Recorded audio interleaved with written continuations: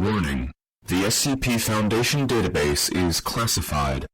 Access by unauthorized personnel is strictly prohibited. Perpetrators will be tracked, located, and detained. Item Number: SCP-136. Object Class: Euclid. Special Containment Procedures: no extraordinary containment procedures are necessary. SCP-136 is to be kept in a standard 10-meter by 10-meter by 10-meter concrete containment room. SCP-136-1 is to be kept in a locked, transparent plastic case, measuring 0.5 meters by 0.5 meters by 0.5 meters, placed on a table in the center of the room. Video surveillance is unnecessary when SCP-136 is not being actively examined. As of Incident I-136-C, see Incident Reports, only Class D personnel may enter the SCP-136 containment chamber more than once in any 30-day period without special authorization from Director. Redacted. Description: SCP-136 has no effect on non-humans. SCP-136 describes two phenomena. SCP-136-1 is of variable appearance, but generally manifests as a crude clay, wood, metal, or cloth doll, usually identifiable as female, and usually between 10 and 30 centimeters in length. The doll appears as male in approximately 10% of viewings. SCP-136-1 has no unusual properties that can be measured empirically. Mass spectrometry of samples taken from the doll return typical results for its present material. When the doll is damaged to the extent where it no longer appears human, usually upon removal of the head or all limbs, it vanishes completely and reappears in a new configuration within a 1-meter radius. Testing of complete vaporization pending. SCP-136-2 manifests only when SCP-136-1 is viewed for approximately 20 minutes, though, like SCP-136-1, it has a somewhat variable form. The first indication of SCP-136-2's presence is a sound of laughter of a gender corresponding to the appearance of SCP-136-1. Personnel who hear the laughter report it as sounding creepy or scary. The laughter lasts for an interval of anywhere from 5 seconds to 2 minutes, after which is a period of silence, usually of about 5 minutes.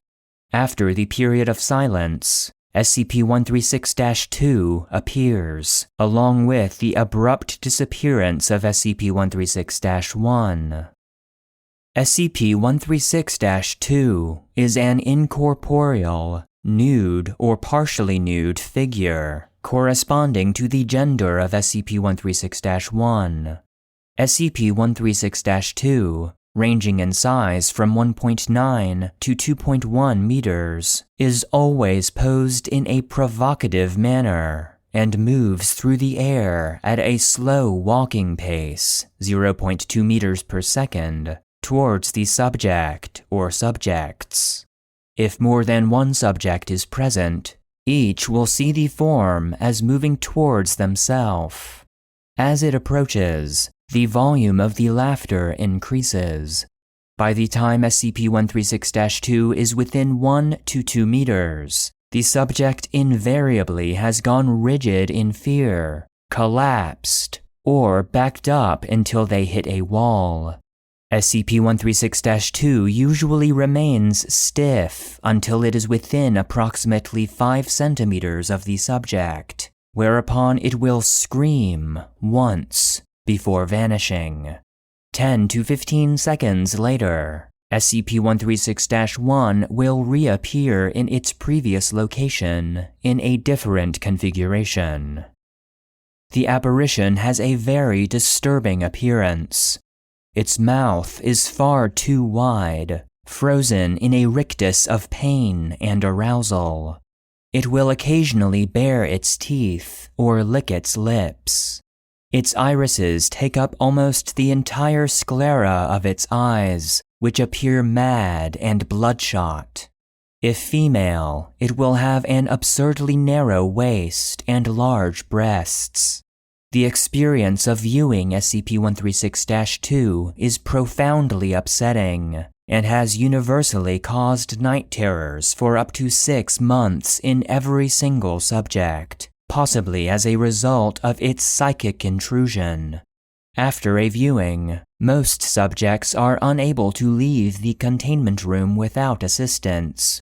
Interestingly, Class D personnel with a history of sexual deviancy still experience a strong negative reaction to SCP-136-2.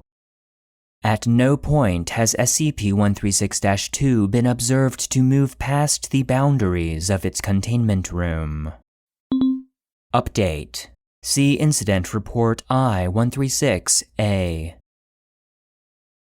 Additional information. SCP-136 was recovered from the children's bedroom of an abandoned house in Data expunged. that was reportedly haunted. A routine sweep of such reported homes by Foundation personnel discovered SCP-136 when Agent Redacted. fell from a second-story window, screaming. Incident Reports.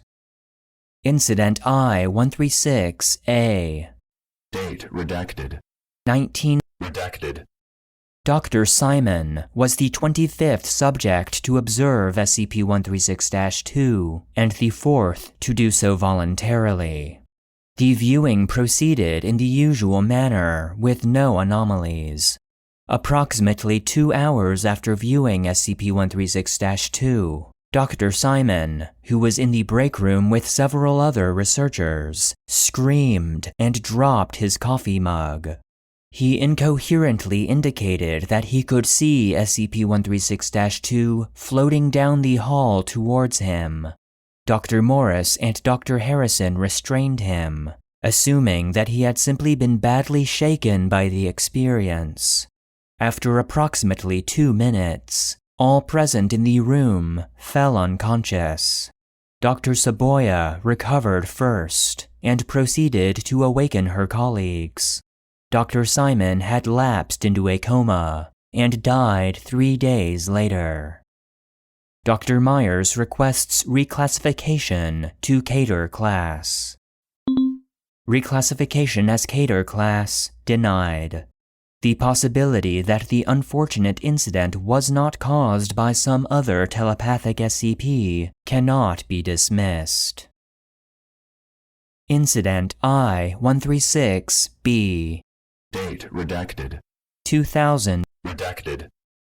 Note by Dr. Meyers. It happened again today. Agent Redacted. shoved a few Class Ds into the room, and he was standing outside with Redacted. 136 finished doing its thing, and I was helping them drag the subjects out of the room when everything went black. I woke up to Agent Redacted. smacking me in the face, and 3 Class Ds in comas. This thing is killing people. We haven't learned anything new from it in 10 years, and we can't use it.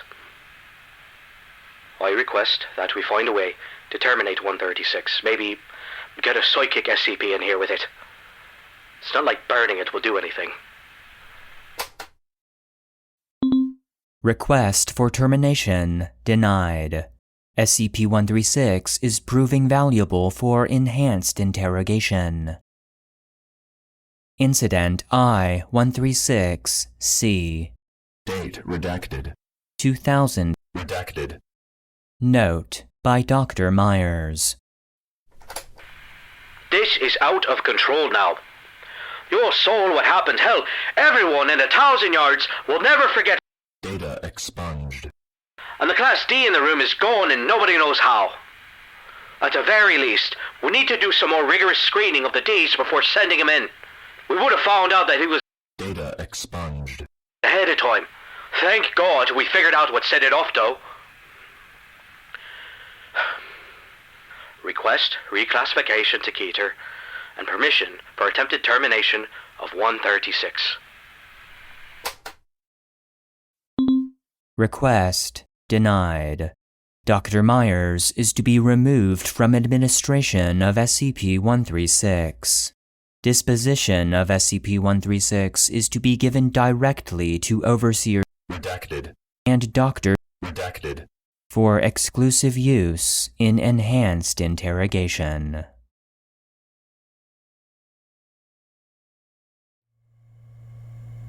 End of file. The SCP Foundation database is produced and narrated by Joshua Alan Lindsay. SCP-136, Naked Doll, was written by Kabu, and the voice of Dr. Meyers was Romeo Rosales, Jr. Support for the database is solely provided by our patrons on Patreon. Please consider supporting the show at patreon.com/the SCP Foundation database to gain access to exclusive benefits, including bonus content, joke SCPs, merch, the ability to request episodes, and an invite to our private Discord server. If you enjoy the database, consider leaving a rating or review, and stay connected by following any of our social media profiles. Links can be found in the episode description.